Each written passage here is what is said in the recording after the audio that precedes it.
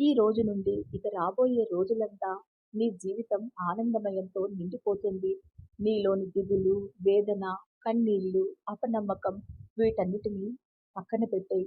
నీ జీవితంలోకి వచ్చే ఆనందకరమైన క్షణాలకు స్వాగతం పలుకు. నీ మనసులో ఉన్న కోరిక తప్పకుండా నెరవేరే గడియ నీ ముందుకు వచ్చేసింది. దానిని ఆనందంతో అందిపుచ్చుకో. ఇక నుండి బాధించే మాటలను లెక్కపెట్టకు. ఈ జీవితం భగవంతుడు నీకు ప్రసాదించినది. నీ జీవితానికి కర్త, కర్మ, క్రియ అన్నీ నీవై ఉండాలి కానీ వేరొకరు కాదు అన్న సత్యాన్ని గ్రహించు. ఎప్పుడైతే నీవు ఈ సత్యాన్ని గ్రహించగలుగుతావో అప్పుడు మరింతగా నీ జీవితం ఆనందమయమవుతుంది. గడిచిన గతం గురించి, బాధ పెట్టిన వ్యక్తుల గురించి దుఃఖించకు. నీ తప్పు ఏ మాత్రం లేకపోయినా నిన్ను బాధ పెట్టిన వారి గురించి పూర్తిగా నాకు వదిలేసెయ్యి. తగిన సమయం వచ్చినప్పుడు వారికి బుద్ధి వచ్చేలా నేను చేస్తాను.